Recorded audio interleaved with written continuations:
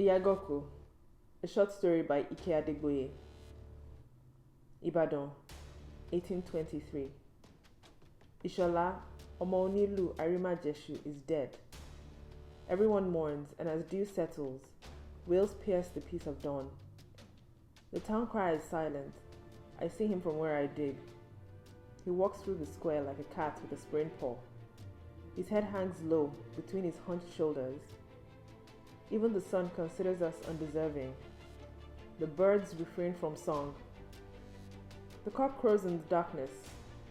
The sound is harsh, forced from his throat. Ishola cannot be dead, they all whisper. I whisper it too. It cannot be. I dig. I retie my wrapper across my breast. My palms are damp. My strength wanes. I dig. It cannot be. No one but a God could kill him. Ishola cannot be dead. But I know he is, because I killed him. Everyone knows I did it. I killed the great warrior. Some doubt. I doubt. But I remember the knife, the metal in his throat. I watched his eyes bulge and his mouth fill with blood. His fingers twitched and then stilled. His eyes stared surprised out of his head, unblinking. Once the hide on which we conceived our children stained red, I dragged it out of the hut with him on it. I would bury his body to cover this wretched deed of mine before I was found out. I dragged him out to the forest under the watchful eye of the trees, their roots getting in my way like the careless legs of sleeping children. At the nearest clearing, I stopped and began to dig. Blood pounded in my ears, and my skin dampened with sweat in the cool night air.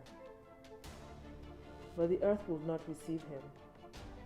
She spat him out, for every time I dug up the earth, she filled his grave with water. He would sink, surely, but instead, his body floated. The water bubbled airily under his weight. Earth and stones collected beneath him and pushed his lifeless body out of the grave. Even now, in the dark dawn, I dig. The hoe against the moist earth. Thump. I drag, I scrape with my fingers, with my elbows. The earth replenishes. I dig. I dig. I dig. His body lays on the side, frigid, decaying. His lips are white. Even in death, he strikes his terror. My palms are damp. I dig. My head is heavy, but my will compels me. I must bury this dead. Only a patient person can milk the lioness. Is that not what the elders say?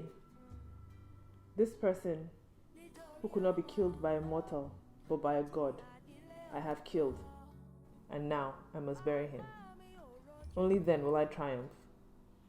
By the second day, the people of the city came to see me, the god woman who killed Ishola.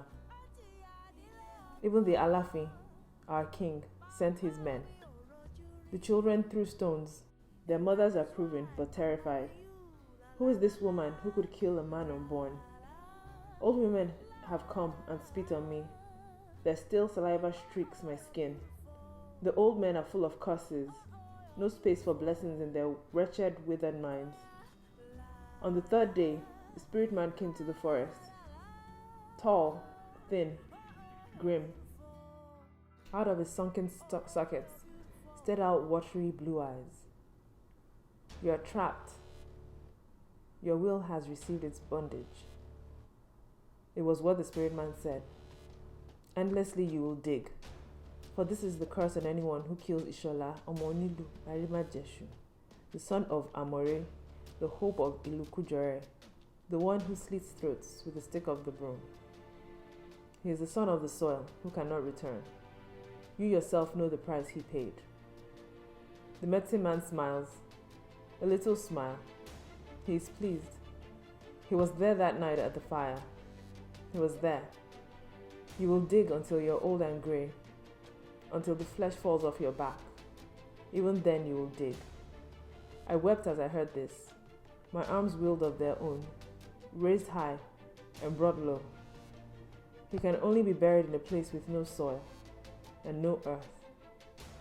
The waters, My thoughts raced with hope. No, the medicine man responds to my thoughts without speaking. His voice echoes in my mind. The flood sits on a bed of soil. My arms are weak, but they keep digging. My skin is shiny with sweat. I am tired, but no one touches the body. They stare. No one offers to help, lest they be trapped in enchantment. The only place to bury him is in the clouds. So I receive this judgment. My heart is open. A light floods my being, and I smile. The medicine man stops and stares. His smile is gone. I must bury this dead. And with joy I receive my verdict. Yes. Songs will be written about me. They must, lest I write my own song. About the woman who stooped and was conquered. Ìyágànkú. A woman. No, a god. No, a mother who digs the grave of a man who sacrificed her children in the fire to the gods for his strength, for his power, for his fame. The end. This was a short story by me, Ike Adegboye. Hi, welcome to pagesbyike.com. Today we have a short story titled Ìyágànkú. It's historical fiction set in Ibadan in the 1800s. It's about a woman who has killed the greatest warrior of the city, her husband. And she's done this because he sacrificed their children for his military prowess and for his fame and his success. And when I was writing this, I was a new mom, and I was in this place where I was exploring all these emotions and all these thoughts and all these passions that come with, taking care of a new child and being a mom. And during the time, I explored these emotions, and this short story kind of came out of it at the time. The woman is very simple. She's like everyone else. I would say there's a little bit of me in her. She was full of self-doubt at the beginning about what she had done. She could not believe that she had accomplished this. She had killed someone who could only have been killed by God, but she had done this impossible thing, and so she was slightly overwhelmed, but she accomplished it anyway. And at the end of the story, we watch how her character changes, and at the end of the story, she's a different person, and she has accepted the verdict that has been placed on her, and she's quite triumphant, really, at the end. I feel like at the end of the story, she's the one who was victorious, and the one who went home or went to the grave smiling, basically. I hope you enjoy it, and if this is your kind of genre, let me know, and if you would like to include your favorite genre in the comment section, please do, so I can work on something that is related. Thank you, bye.